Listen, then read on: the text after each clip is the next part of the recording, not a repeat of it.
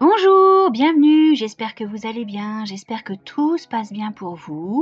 Voici donc aujourd'hui, dans la saison 1 du Bootcast, l'épisode 12/19 dédié à l'activité d'études bouddhiques niveau 1 du 19 octobre 2025, qui concerne aujourd'hui la partie grand C, grand 3, petit 3. La foi pour surmonter les obstacles. En voici le contenu. La vie est inéluctablement ponctuée de difficultés.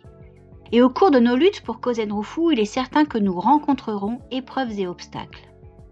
Dans la présente section, nous explorerons les divers types d'obstacles et d'entraves qui apparaissent au cours de notre pratique bouddhique et nous soulignerons l'importance de la foi pour les surmonter.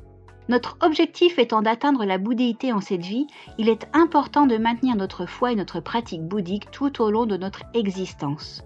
Cependant, le bouddhisme enseigne que si nous persévérons dans notre pratique, les obstacles et les difficultés ne manqueront pas de surgir pour l'entraver. Il est donc crucial de nous y préparer et de nous efforcer d'établir une foi qui ne soit ébranlée par aucune difficulté ni aucune forme d'adversité. Pourquoi rencontre-t-on des obstacles quand on suit l'enseignement correct ? D'abord parce que croire dans cet enseignement et le pratiquer avec l'objectif de développer notre état de Bouddha, c'est transformer notre vie au niveau le plus profond. Et comme tout changement ou réforme entraîne une résistance, la pratique bouddhique fait d'autant plus apparaître de fortes oppositions aux changements qui s'opèrent à l'intérieur de notre vie ou dans nos relations avec les autres. Cela pourrait être comparé aux vagues créées par la résistance de l'eau qui viennent heurter la coque d'un navire en mouvement. Les entraves qui apparaissent quand nous pratiquons le bouddhisme dans l'objectif d'atteindre l'illumination sont souvent appelées les 3 obstacles et les 4 démons. Par ailleurs, le Sutra du Lotus enseigne qu'un pratiquant du Sutra du Lotus, à savoir toute personne qui pratique de façon correcte et s'efforce de propager ses enseignements pendant l'époque mauvaise et impure de la fin de la loi, rencontrera l'opposition des forces connues sous le nom des 3 puissants ennemis. Ceux-ci correspondent aux persécutions qui se produisent partout où, à l'époque mauvaise suivant la disparition du Bouddha Shakyamuni, des personnes mettent concrètement en pratique le Sutra du Lotus et s'efforcent de le propager largement avec le souhait de permettre à tous les êtres humains d'atteindre la bouddhéité. La persécution par les 3 puissants ennemis peut ainsi constituer la preuve que l'on est un authentique pratiquant du Sutra du Lotus. Première partie, les 3 obstacles et les 4 démons.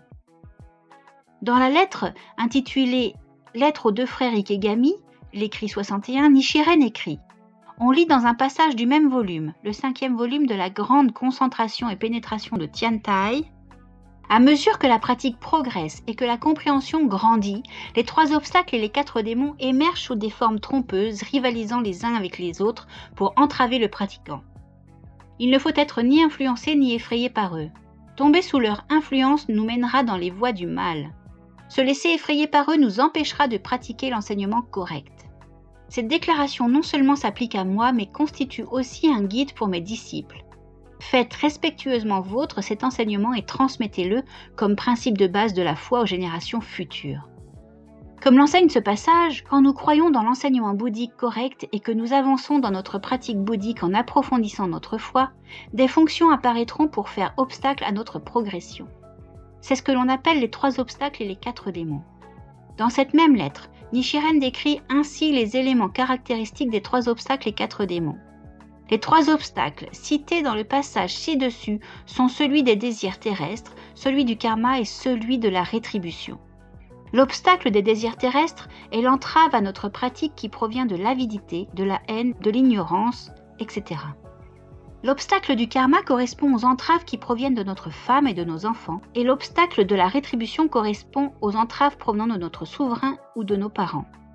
Parmi les 4 démons, les œuvres du roi démon du 6e ciel relèvent de cette dernière catégorie. Les 3 obstacles. Tout d'abord, dans l'expression les 3 obstacles, le mot obstacle désigne les fonctions qui entravent notre foi et notre pratique. Cela correspond à l'obstacle des désirs terrestres, l'obstacle du karma et l'obstacle de la rétribution. L'obstacle des désirs terrestres signifie que soit les désirs terrestres, soit des pulsions ou maux tels que l'avidité, la colère et l'ignorance, appelés les 3 poisons, nous empêchent de progresser dans notre foi et notre pratique bouddhique. L'obstacle du karma désigne les entraves à notre foi et à notre pratique qui résultent de nos actions mauvaises en cette vie. Dans ce passage de la lettre aux deux frères Ikegami, il écrit 61, c'est plus précisément l'opposition de proches comme celle d'un conjoint et d'enfants qui est prise pour exemple. L'obstacle de la rétribution désigne les entraves à notre pratique bouddhique liées au fait d'être né ou de vivre dans des conditions difficiles. On les considère comme des rétributions ou des résidus négatifs provenant du mauvais karma formé dans des vies antérieures. Dans la lettre aux deux frères Ikegami, l'écrit 61, Nichiren les associe aux oppositions des personnes auxquelles on est censé obéir, tels le souverain de notre pays ou nos parents. Les 4 démons. Ensuite, le mot démon, dans l'expression les 4 démons, désigne ce qui prive les personnes, qui croient dans le bouddhisme et le pratiquent, du rayonnement de leur vie qui est en soi une incarnation de la loi merveilleuse. Les 4 démons sont 1. L'entrave des 5 composants. 2. L'entrave des désirs terrestres. 3. L'entrave de la mort. Et 4. L'entrave du roi démon. Les 5 composants, éléments qui constituent la forme, la perception, la conception, la volition et la conscience, qui s'unissent temporairement pour former un être vivant particulier. L'entrave des 5 composants provient de la disharmonie dans le fonctionnement du corps et de l'esprit, ou des 5 composants des personnes qui ont la foi et pratiquent. L'entrave des désirs terrestres correspond à l'émergence dans notre vie de mots tels que l'avidité, la colère et l'ignorance qui ont pour fonction de détruire notre foi.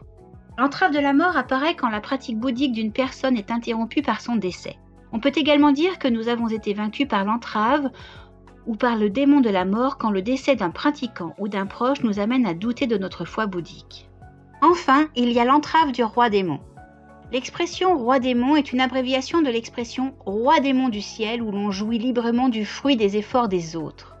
Autrement dit, il s'agit d'un roi qui exploite sans scrupule le fruit des efforts d'autrui pour son propre plaisir. Également appelé roi démon du 6e ciel, il est la fonction démoniaque la plus fondamentale décrite dans le bouddhisme.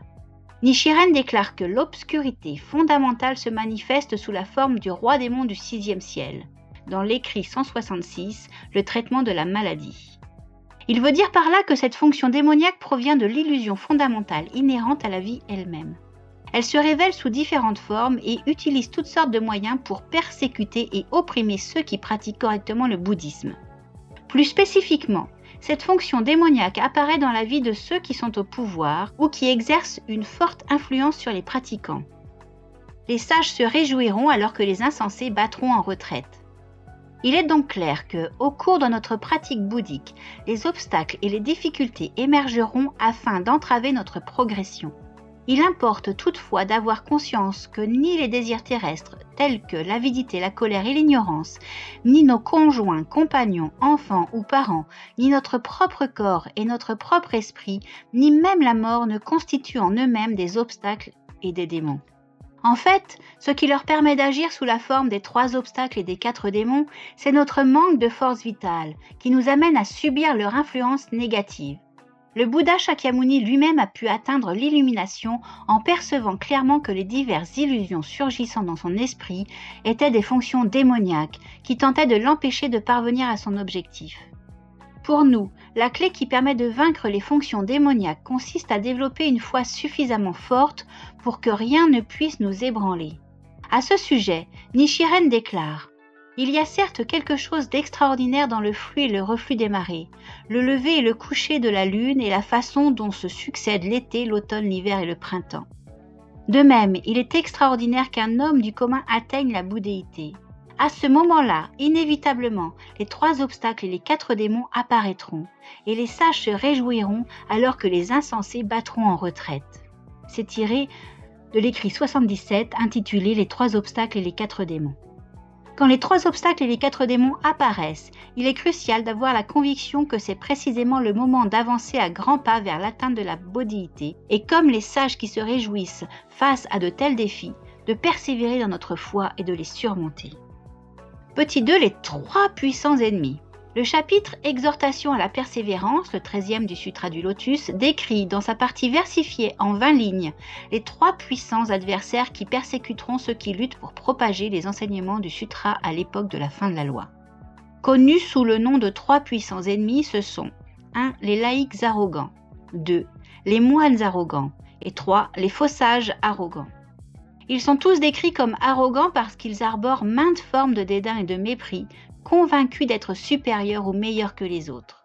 Les laïcs arrogants sont des personnes ignorant le bouddhisme qui persécutent les pratiquants du Sutra du Lotus.